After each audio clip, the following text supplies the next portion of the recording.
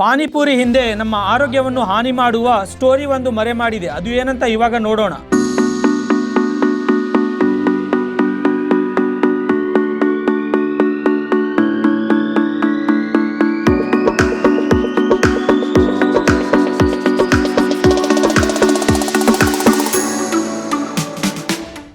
ಪಂಚತನ್ಮಾತ್ರ ಅನ್ನುವ ಪದವನ್ನು ಯಾವಾಗಲೂ ಕೇಳಿದ್ರ? ಇದು ಒಂದು ಸಂಸ್ಕೃತ ಪದ.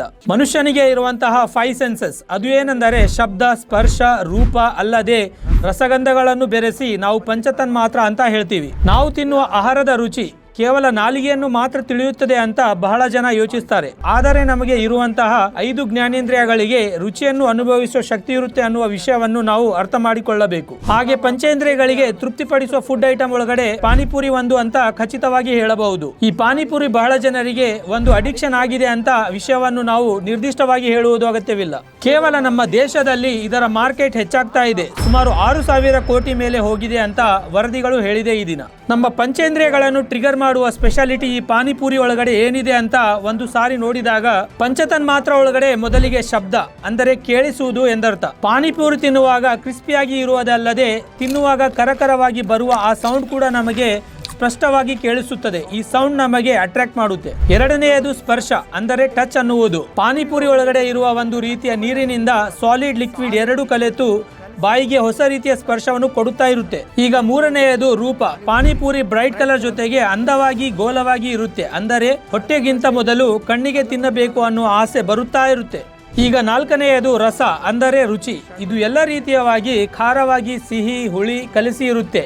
ಬಹಳ ಸ್ಪಷ್ಟವಾಗಿ ನಾವು ಗಮನಿಸಬಹುದು. ಐದನೆಯದು ಗಂಧ ಅಂದರೆ ವಾಸನೆ ಅನ್ನೋದು. ನಾವು ಪಾನಿಪುರಿ ಹತ್ತಿರದಿಂದ ನಾವು ಪಕ್ಕದಿಂದ ಹೋಗುತ್ತಿರುವಾಗ ಆ ಮಸಾಲೆ ಘಾಟ್ ವಾಸನೆ ನಮಗೆ ವಿಪರೀತವಾಗಿ ಅಟ್ರಾಕ್ಟ್ ಮಾಡ್ತಾ ಇರುತ್ತೆ. ಈ ತರ ಪಂಚೇಂದ್ರಿಯಗಳನ್ನು ತೃಪ್ತಿಪಡಿಸುವ ವಿಧಾನವಾಗಿ ತಯಾರು ಮಾಡಿದ್ದರಿಂದ ಇದನ್ನು ನಾವು ತಕ್ಷಣವೇ ಅಡಿಕ್ಟ್ ಆಗುತ್ತೇವೆ. ಆದರೆ ಇದು ನಾಣ್ಯಕ್ಕೆ ಒಂದು ಮುಖ.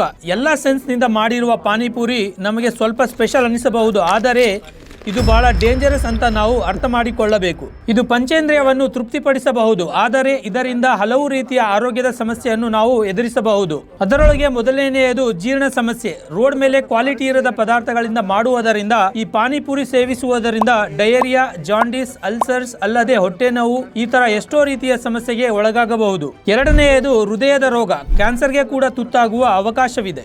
ಈ ಪಾನಿಪುರಿ ಮಾಡುವುದರಿಂದ ಹಿಡಿದು ಕಸ್ಟಮರ್ ಬಾಯಿಗೆ ಹೋಗುವವರೆಗೂ ನಮಗೆ ಎಲ್ಲಿಯೇ ಕ್ವಾಲಿಟಿ ಕಾಣದು. ಇದರಿಂದ ಕ್ಯಾನ್ಸರ್, ಹೃದಯದ ರೋಗ ಬರುವ ಪರಿಣಾಮಗಳು ಹೆಚ್ಚಿರುತ್ತದೆ ಅಂತ ಈ ದಿನ ಅನೇಕ ಸಂಶೋಧನೆಗಳು ಹೇಳುತ್ತಿವೆ. ಈಗ ಮೂರನೆಯದು ಬೊಜ್ಜು ಬರುವುದು. ಮುಖ್ಯವಾಗಿ ನಮ್ಮ ದೇಹದೊಳಗಿನ ಬೊಜ್ಜು ಹಲವು ರೀತಿಯ ಆರೋಗ್ಯದ ಸಮಸ್ಯೆಗಳನ್ನು ಕಾರಣವಾಗುತ್ತಿದೆ. ಈ ಪಾನಿಪುರಿ ಒಳಗಡೆ ಇರುವಂತಹ ಫ್ರೈ ಮಾಡಿದ ಪೂರಿಗಳು, ಆಲೂಗಡ್ಡೆ ಅಲ್ಲದೆ ಉಪ್ಪು, ಹೀಗೆ ಎಲ್ಲವೂ ಬೊಜ್ಜು ಬರುವುದಕ್ಕೆ ದಾರಿ ಮಾಡುವ ವಸ್ತುಗಳೇ ಇದೆ.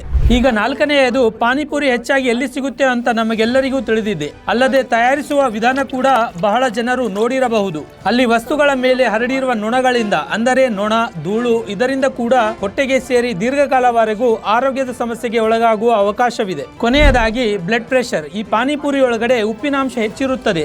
ಅವರು ಕೊಡುವ ವಾಟರ್ ಒಳಗಡೆ ಕೂಡ ಉಪ್ಪು ಹೆಚ್ಚಿರುತ್ತದೆ. ಇದರಿಂದ ಬಿಪಿಯನ್ನು ಈಸಿಯಾಗಿ ಟ್ರಿಗರ್ ಮಾಡುವ ಅವಕಾಶವಿದೆ. ಅಲ್ಲದೆ ಪಾನಿಪುರಿಯಿಂದ ಜ್ವರದಿಂದ ಹಿಡಿದು ಹೆಪಟೈಟಿಸ್ ಎ ವರೆಗೂ ಅನೇಕ ರೀತಿಯ ಆರೋಗ್ಯದ ಸಮಸ್ಯೆ ಎದುರಿಸುವ ಅವಕಾಶವಿದೆ. ಇವುಗಳೇ ಪಾನಿಪುರಿ ಹಿಂದೆ ಇರುವ ಹಾನಿಕರವಾದ ಸ್ಟೋರಿ. ವಾಂಟೆಡ್ ಆಗಿ ಸ್ಟ್ರೀಟ್ ಫುಡ್ ದಾರಿಗೆ ಹೋಗಬೇಡಿ, ಅನ್ವಾಂಟೆಡ್ ಆಗಿ ಡಿಸೀಸ್ ಅನ್ನು ಖರೀದಿ ಮಾಡಬೇಡಿ. Thank you.